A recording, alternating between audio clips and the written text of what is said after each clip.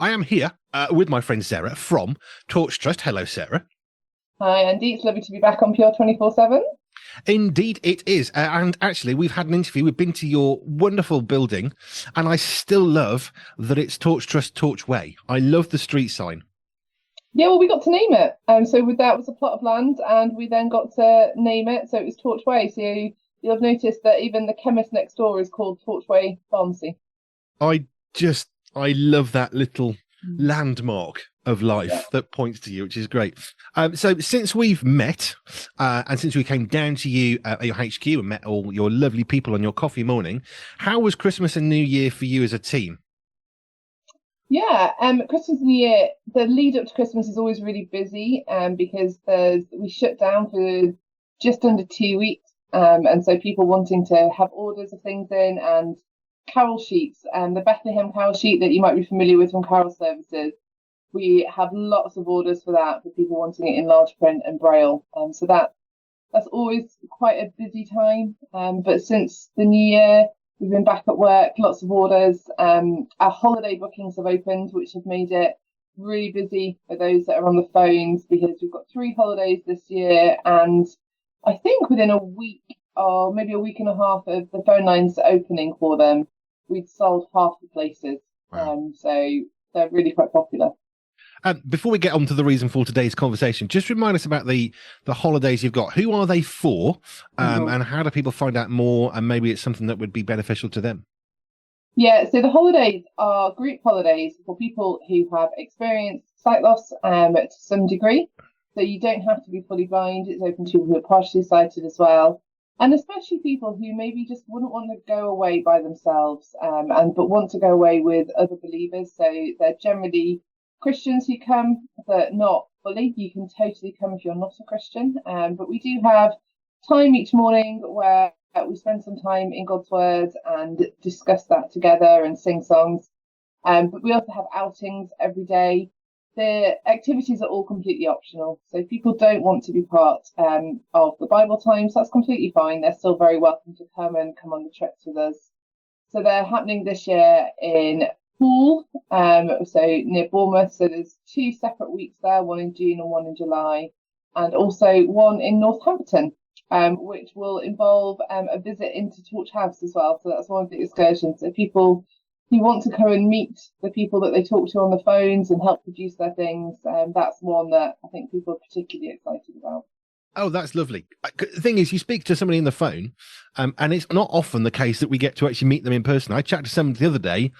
Okay, so they're the executive director of the company, so I managed to Google it, find the team, and see their face after the phone call. But that's not that's not common. It's lovely, isn't it, that people who are using your phone service for whatever reason can actually meet the people on the other end of the phone. It helps connect the dots, doesn't it? Yeah, I think it does, and it's something.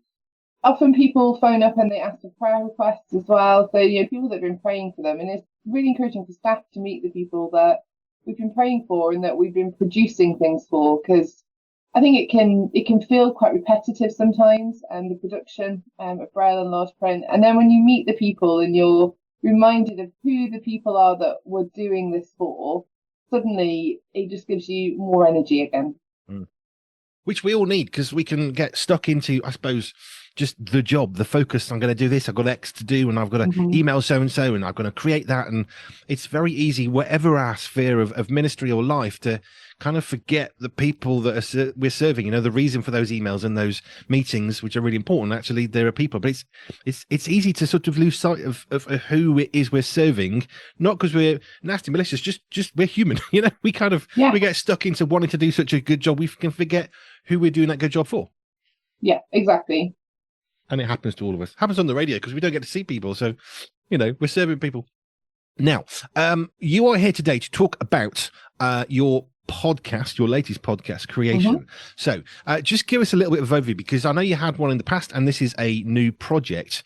Mm-hmm. But let's just work out from the start, what's it called and what's it about? And we'll work out how it came to be and what people can expect and all that stuff. So it's called Blind Faith, and it is interviews with people who have experience of sight loss, and also people who some of them are Christians, some of them aren't, but all of them have been considering Jesus as part of their spiritual journey when they're alongside their journey of losing their sight or have been born blind. So that's a little bit of an overview of what we can expect.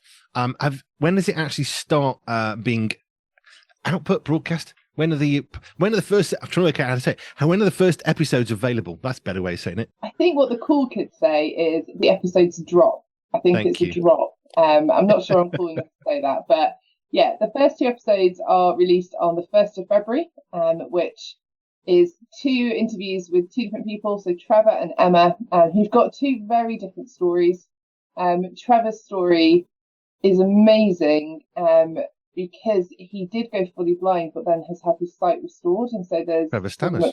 Yeah, Trevor Stammers, yeah, who actually we got to know Trevor Stammers because of Pure 24/7. That's how we got linked up with him. So yeah, so that's an amazing story. But then there's also Emma, who has been born blind, and she again has an incredible story of just what it means to be living and how knowing Jesus has helped her. One of the things she said, I can't remember if it's in the podcast or not, if it was something else we did, but one thing she said is that she loves the fact she's blind because it means she knows Jesus more, because she's more dependent on him every day. But when she can't find something, she'll say, where's my hairbrush, Lord, help me. And that kind of everyday dependence, which I just really love. So they're the first 2 episodes that are coming out, and then there's another 14 episodes that follow. Cool.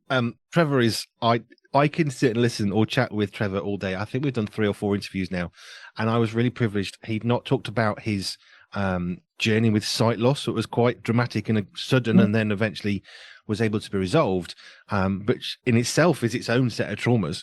But we interviewed him about something completely different, and then he says, I think I might be willing to talk to you about this. So it was a real honor and a privilege to feel that he was safe enough with me to talk about it. And it's even big. I'm sort of almost crying there, thinking, great, he's talking to you as well. And it's just nice that we can encourage, and I love telling people, I'm crying now. I love that we can tell people's stories. And if I can encourage Trevor in that way and he feels safe with me, that he can now talk to you as well. I just, these stories are what make us and define us who we are. I love the story of Emma. Like, okay, God, I've lost my hairbrush.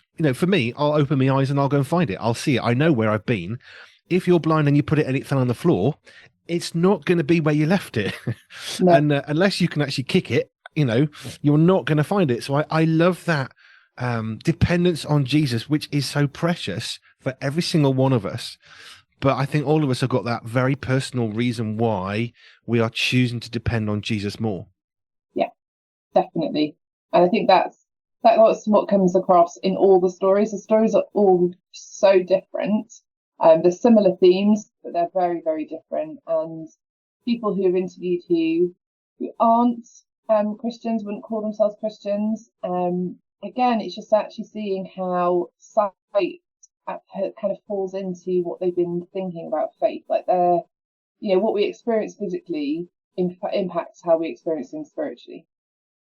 It's that holistic sense, but we don't necessarily, if we're fully sighted, we don't tend to think of our vision as being an obstacle to God, because we can see, right? So it's not a problem, but it's not until you have something which obviously now I can't see, or I can see only partially, or I can see but not over here, or there's so many degrees of it which I've been learning slowly. But it's easy when you can see everything to think you've got the full picture, but actually sometimes having a full picture can be blinding in its own way. Is that a bit too deep? I bet it's quite deep, but I think it's true, because I think it gives us a false sense of security that we know everything and therefore we can do everything. But as humans, we're not created to know everything and do everything. We're created to be in a relationship with a loving God, and to not know things but to trust him. And that feels, I think it's absolutely anti everything that our culture tells us at the moment, is that we should be independent and need no one. It's like, no, you were created to know. We're created to have people in our lives in different capacities. But I've heard this from a few different people of late, and they're saying the same thing. We are not designed to act autonomously for our entire lives. Yes, it's great that we can do things by ourselves. However, there's such beauty in dependence upon other people. That vulnerability, that relationship, the strength that comes from that is quite precious. And when I hear stories of that, I think, wow, this is God at work, because it is, like you say, absolutely countercultural, because independence. That's what we're going for. Raise your kids to be independent. I've never raised my kids to be independent. I don't want them to be dependent upon me and my wife either. I want them to be able to stand on their own 2 feet, but I want them to stand on their own 2 feet with other people because there's strength in numbers. Exactly. Completely, there's strength in numbers. Sounds like a really exciting podcast. How long are these episodes? They're between 20 and 25 minutes, so they're not very long. They're being released on a Saturday, which I don't know if that's a good day or not, but the thinking behind that was it'd be on a Saturday and you can get up, make your weekend coffee or hot drink of choice and sit down for 20 minutes and listen, and then it's not there. But obviously they're available all week, but that's why we decided to launch on a Saturday. But 20, 25 minutes to me is a lunch break. You can sit and have your lunch. You can switch on to your podcast. And that'll be, there's a little suggestion from Andy B. Top tip. Get the podcast and listen on your lunch break. And then you could be drowning out the world around you and focus on something positive and good that's going to make you feel better at the end of your sandwich. Well, that's the hope. They're also available on YouTube. So people rather watch them. We have them. They'll be on the Torch Trust YouTube channel as well. Oh, fab. That's even better. Excuse me. Yeah, because we do interviews, obviously, like this one. And I love that people can hear it and they can go to the podcast channel later and listen again. But we also stick them on YouTube because sometimes it's nice to see the people, which is our first conversation. It's nice to see the people that we're actually talking to and meeting them in a different way. If you've got sight and you're able to do that, it's just nice to connect those dots, which is important because we are not living in a world on our own, which is great. Yeah, exactly. Right. So Blind Faith, 1st of Feb. 25, 30 minutes an episode, which is brilliant. You can get those from wherever you get your podcast from, or of course YouTube from the Torch Trust YouTube channel.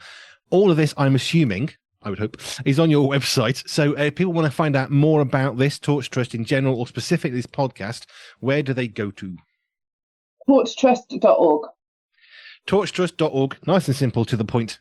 It's a very simple one to remember. People ask me sometimes questions. I'm like, I don't know, but the website, that's one that I've got memorized. And Annie B. Big Green Tick Gold Star, whatever it is. Dr. Trevor Stammers is one of the first two. A lovely, lovely man who you will enjoy. I don't know Emma, but I know Trevor, and he's great. So if that's the sort of people you're talking to, it's going to be great. Can't recommend that enough from here at Pure. Sarah, thank you. What's 2025 looking? Apart from this new podcast, what else has 2025 got in store for Torch Trust? I'm really excited. There's lots happening. So we also, as well as this podcast, we've got season 2 of another podcast coming out. So obviously you search Torch Trust on podcast spaces, you'll see older podcasts as well. So we've got another series coming out of more interviews with people, but with a different emphasis. But we also have my most exciting project launching at Easter. So often sight loss, we think of people who are older losing their sight, because 1 in 5 of us over the age of 65 will experience sight loss to some degree. But there's also still quite a substantial number of children each year. So 11,000 children live with sight loss every day in the UK. And so we've launched our first, for a long time, project specific for children. It's coming this Easter. So it is a lamb, which is fluffy and soft. So it's a soft toy that has an integrated player in it that you use. So you turn it on by squeezing its nose, and then you can change its volume by pressing pause and things. And it plays David Suchet, so Pharaoh himself, reading the Jesus Storybook Bible. Oh. So that's a free gift that's coming this Easter for any children in the UK who have diagnosed sight loss. I'm already thinking that sounds amazing. Oh, it is. They arrived yesterday in the office, and so there's a lot of excitement about the little lambs. Oh, brilliant. I'm already got a little smile thinking, wow, that's going to be so much like tactile involvement and all that kind of, good. Yeah. Right. Sarah, thank you. I'm going to leave you to get on the rest of your day. Thank you for joining us, telling about this. Blind Faith, new podcast coming out by Torch Trust, 1st of February. 14 episodes in the season, 20 to 25 minute podcast. Go and find out more. Andy B recommendation from torchtrust.org, and you'll get everything you want and more. Sarah, thank you. Thank you, Andy.